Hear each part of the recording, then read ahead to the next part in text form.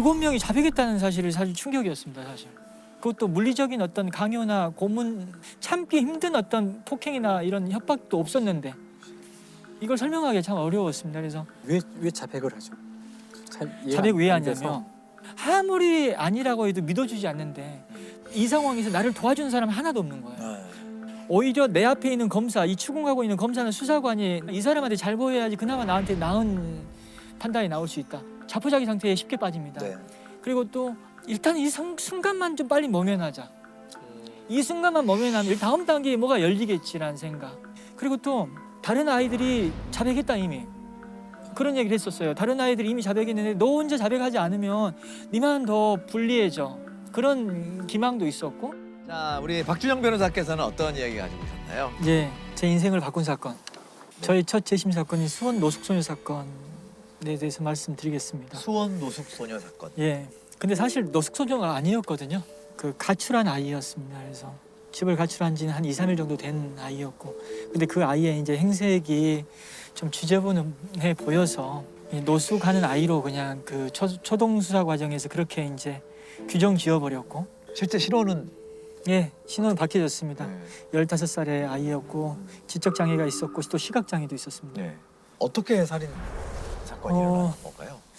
사건은 지금으로부터 14년이 됐습니다. 2007년 5월 14일 그 수원에 있는 한 고등학교에 여자아이의 시신이 교정 안에서 발견이 된 겁니다.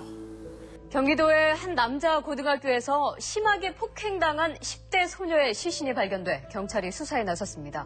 오늘 새벽 5시 반쯤 이 학교 교실 건물 바로 옆 화단에서 여고생으로 보이는 10대 소녀의 시신을 학교 직원이 발견했습니다. 발견 당시 시신은 머리와 얼굴, 발 등에 심한 멍이 들어 있었습니다.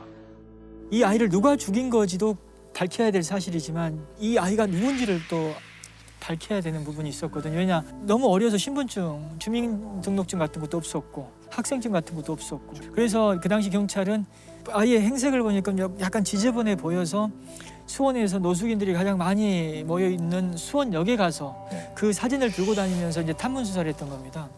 그러다가 이제 어떤 노숙인으로부터 이 아이가 이틀 전에 여기서 폭행당한 아이 같다. 근데 사실 이틀 전에 폭행 사건이 있었지만 그 폭행 사건의 피해자는 다른 여성이었습니다. 다른 여성이었음에도 불구하고 그 경찰이 그 제보를 너무 섣불리 믿어버린 거죠. 그래서 그 이틀 전 폭행 사건의 가해자인 노숙인 2명을 잡았고, 그 노숙인 2명이 또 공교롭게도 지적 장애가 있었습니다. 근데 지적 장애가 있고 노숙을 하고 있는 데다가 이제 강압적인 수사를 받다 보니까는 참 너무나 쉽게 자백을 했죠. 그 지적 장애가 있던 사람 중에 한 사람은 시각 장애가 또 있었습니다. 그래서 안경을 안 쓰고 있어서 그 사진을 딱 보여주는데 죽은 아이가 이틀 전에 자기가 때린 아이인 것 같다는 생각이 들었다는 거예요. 그래서 그렇게 자백을 하게 됐고, 한 사람은 뺨 2대 때렸다는 이유로 벌금 200만 원을 받고, 다른 한 사람은 이제 끝까지 때려서 이제 죽게끔 했다 해서 징역 5년을 받았습니다. 그 2 사람에 대한 형사 재판은 그해 가을경에 다 끝나요. 2007년 가을경에. 그런데 자백하는 과정에서 본인이 저지르지도 않은 사건이다 보니까는 본인이 이틀 전에 저질렀던 사건과 빗대서 진술을 하게 됩니다. 그래서 꼬맹이 둘도 함께 있었다라는 진술을 자백 과정에서 섞어서 하게 됐던 거죠. 그래서 사건의 내용이 어떻게 알려지냐면은 그 2명의 노숙인과 밝혀지지 않은 꼬맹이 2명이 합세해서 그 아이를 때려 죽인 걸로 그렇게 사건이 결론 지어졌고, 그렇게 소문이 퍼졌던 거죠, 수원 역사에.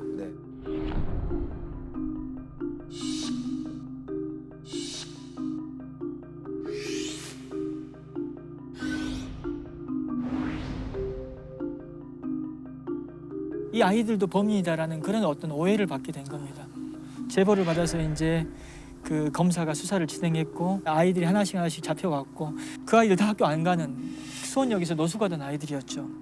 그 아이들이 이제 자백을 또 했습니다. 그래서 총 7명이 사람 죽였다는 자백을 했거든요. 검찰은 그러나 이 사건의 범인이 더 있다는 제보를 받고 사건을 다시 수사한 결과 18살 최모근 등 5명이 폭행을 주도했다는 사실을 밝혀냈습니다. 이들은 당시 수원역 근처에서 김양에게 돈 2만 원을 훔쳐갔냐고 추궁한 뒤 근처 학교로 끌고 가 폭행해 숨지게 한 혐의를 받고 있습니다.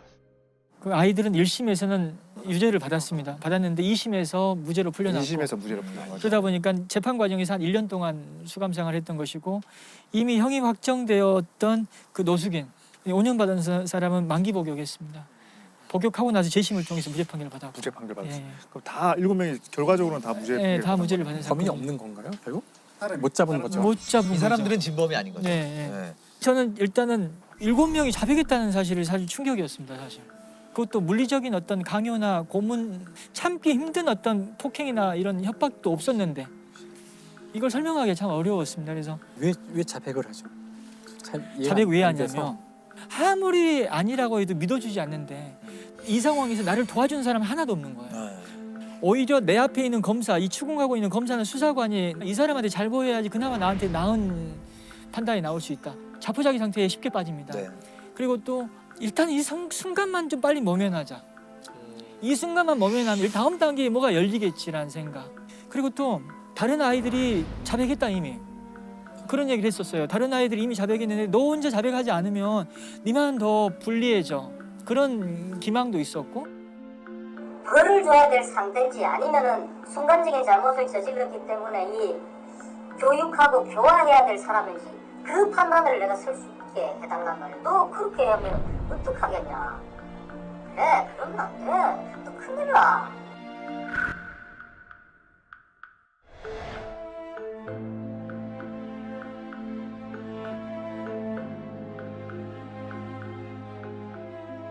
죄를 짓지 않은 사람이 자백만으로 유죄가 될 수 있는 건가요?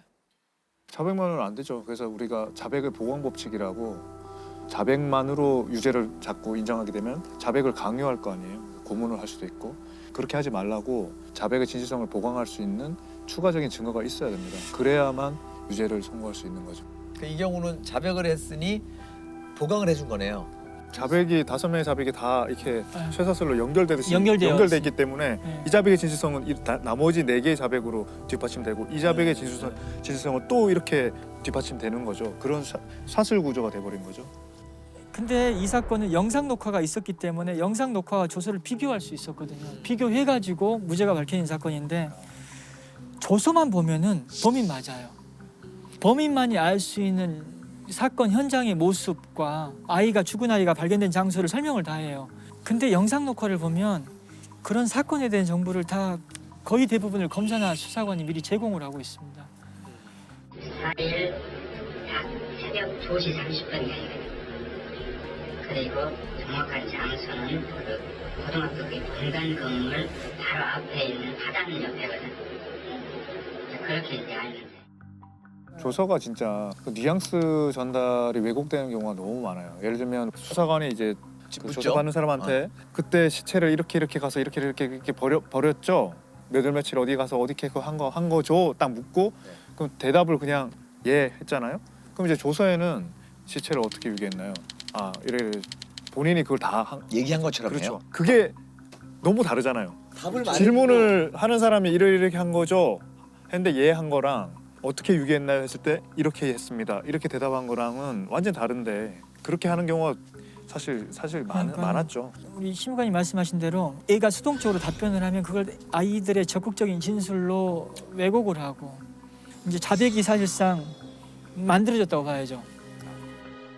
컬러 사진 이런 게 있잖아. 요걸 넘어갔다고 사진을 보니 정문에 설치되어 있는 낮은 철책문을 넘어서 들어간 기억이 납니다. 그 말이죠?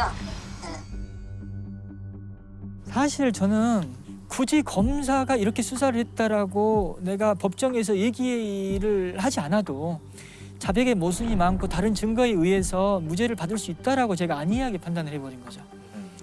그런데 유죄가 나와버린 거예요. 1심에서. 실형이 나와버렸고.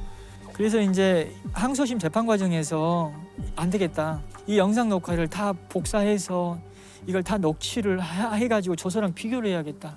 분량이 많아가지고 그걸 속기사님한테 맡기려면 돈이 한 500만 원 정도 들어요. 그래서 이게 사실 돈이 어디 있어요? 그래가지고 아는 속기사님한테 부탁을 드렸더니 자기가 하겠다는 거예요. 검사의 위법 수사를 밝히는 거였거든요. 부담이 됐을 텐데 그냥 무료로 했어요. 얼마 전에 유퀴즈 예. 나오셨. 유퀴즈 온 더 블록에 나왔잖아요. 나왔어요? 속기사 법인날 하시는? 특집으로. 변호사님이 이걸 무료로 들어가신다고 이렇게 말씀을 하시길래 제가 녹취는 제가 해드리겠다고. 또 하나도 한 푼도 받지 않고 그 아이들 녹취를 진짜 한 달 이상 풀었던 걸로 저는 기억하는데요.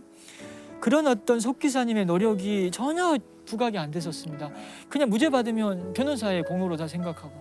근데 이 13년 만에 유퀴즈 온 더 블록으로 이 공이 이렇게 드러나고 하니까 너무나 기분이 좋았고, 야, 이 얘기를 한 번 더 또. 한 번만 더 하고 싶던 거죠. 또 TV 애니이기 때문에 자료 영상을 구입하는데 따로 비용도 들지 않을 것 같고. 와, 역시 거의 방송인이 야, 이러니까 이 무죄를 정도까지 받 이러니까 무죄를 받을 수 있는 거예요. 야. 와 이거는 예, 우리 속 기사님 윤병임 속 기사라고 해가지고 이게 유퀴즈 온 더 블록에 나왔다는 거 자료 화면으로 반드시 좀 활용 좀 해주셨으면 좋겠다. 일이 너무 좋거든요. 아, 좋으세요? 네, 전 되게 좋아해요. 그래서 너무 좋아요. 이 일이 딱 맞으시네요. 딱 맞아요. 또 속 기사님 말고도 도움 주신 더 분이- 있죠, 더 있죠. 네, 더 얘기해 주세요. 국선 변호사 한참 많이 할 때였거든요, 제가. 네. 국선 재벌이라고 불릴 때였습니다. 재벌이었어요, 제가. 와, 정말 많이 했어요. 오죽하면 재벌이라 했겠어요? 근데 이 수원 사건이 들어왔던 거예요. 2008년 1월에 보니까 기록량도 상당히 많고 또 애들 다 자백했다는데 관심 바뀌었어요, 저는요. 근데 경기도 청소년 상담 지원센터였습니다. 선생님들이 찾아왔었어요, 저를요. 그 아이들이 가출한 상태에서 그 상담 지원센터를 왔다 갔다 하면서 생활했던 거예요. 근데 그 아이 중에 한 아이가 편지를 보냈습니다. 우리가 정말 범인이라고 생각하냐고. 아무리 남의 물건 훔치고 양아치처럼 살았지만 사람은 죽이지 않았다고. 하나이가 그렇게 쓴 거예요. 믿어달라고 편지를 보냈어요.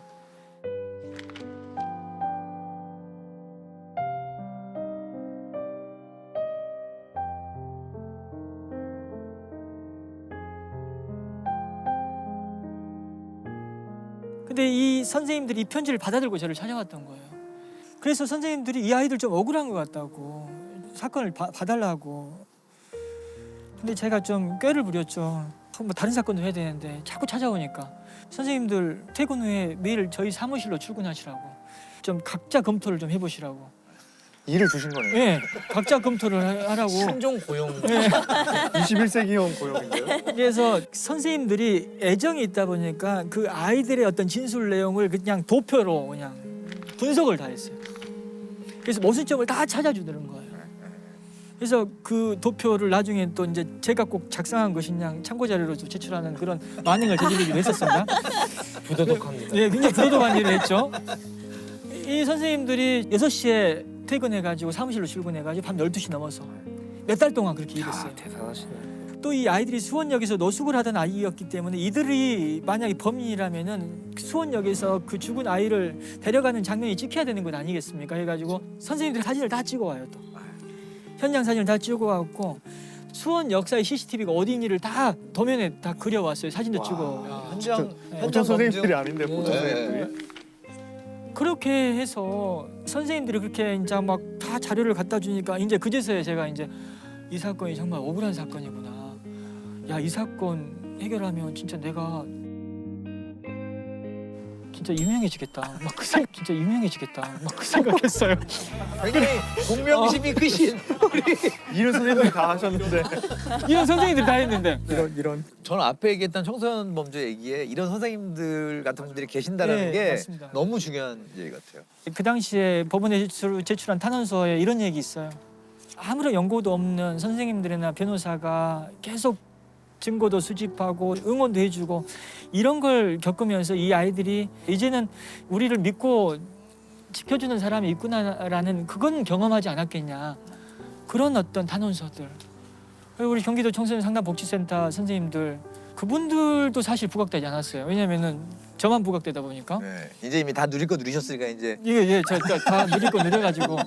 마음의 빚을 청산하시러 말씀 없다 나오셨구만요. 다 알려주셔야 될 만한 분들이신 것 같아요. 네. 사건 속 사람들 얘기가 사실 드라마고 영화 아니겠습니까? 그래서 아니 제가 하나 좀 걱정스러운 건 이런 얘기들이 네. 은근히 변호사님 본인을 더 띄우기 위한 큰 그림이 아닌가. 그걸 왜 걱정하세요? 네? 왜 이렇게 셈이 났는지. 이 사건에서는 결정적으로 그 무죄 증거가 뭐였냐면 죽은 아이의 사망 원인과 사망 추정 시각이었습니다. 사실 사망 원인이 외상성 경막하 출혈이었습니다. 뇌출혈이었죠. 근데 우리가 외상성 경막하 출혈이 뭔지 어떻게 합니까? 그래서 제가 이게 뭘까 하다가 이제 이거 인터넷 쳐보기도 하고 했더니 이게 쉽게 안 죽는 것 같아요. 그래서 이제 이걸 가지고 법의학자분들 여러 명한테 제가 메일을 보냈어요. 근데 딱 한 분이 응해 주시더라고요. 누가 응해 주셨냐면은 서울대 법의학과 이윤성 교수님이 법정에 나와서 증언을 해달라고 부탁드렸더니 증언 때 서주셨습니다. 아무런 대가 받지 않고.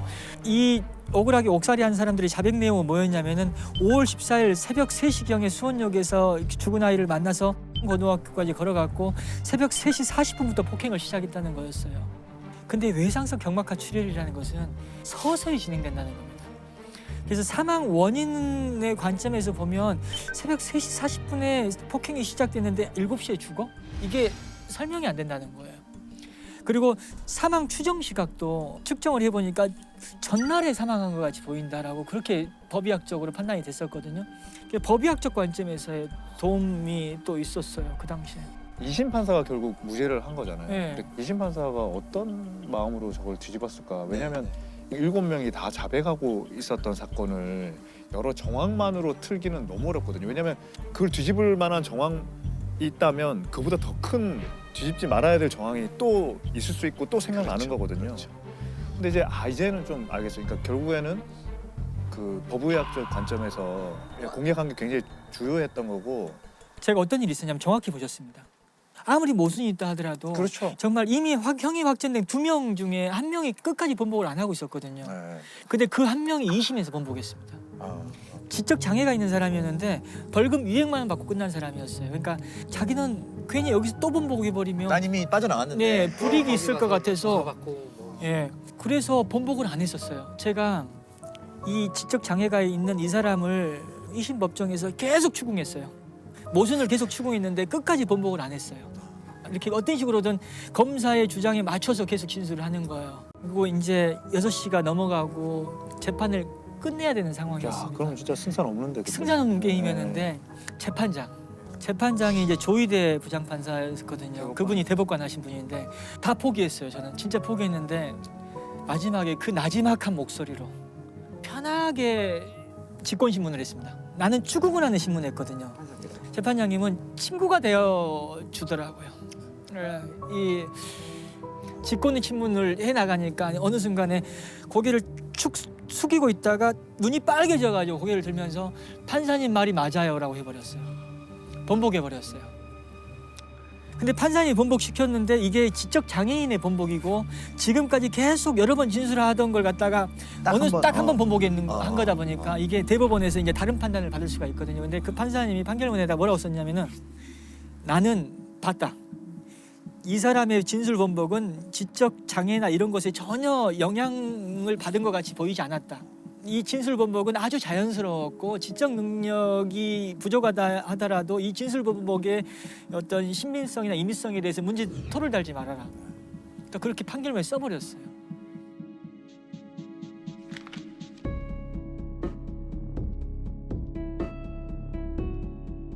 근데 대법원에서 딱 무죄로 확정지었죠.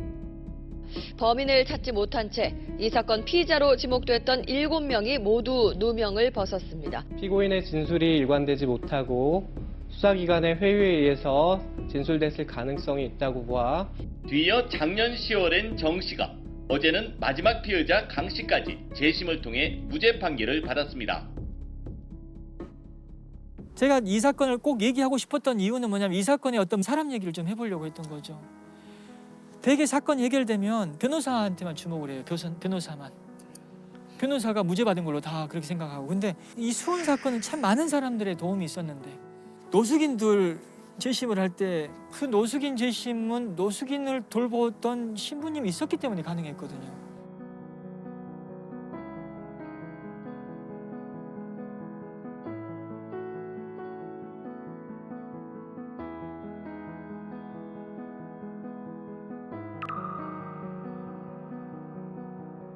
결국 다 사람이 하는 일입니다. 사람이 하는 일인데 누구를 주목하느냐에 따라서 누가 주인공이 되고 누구는 조연이 되고 그런 것이지 사실 수원 사건의 주인공은 사실 그분들이었습니다. 뭔가 선한 사람들의 네트워크라고 해야 될까? 우리 안전망이라고 뭐 경제적 안전망, 제도적 안전망이만 이야기하지만 사실은 실제로 눈에 보이지 않지만 또 그런 참 그런 좋은 마음을 가진 사람들의 망이 있는 것 같아요. 네.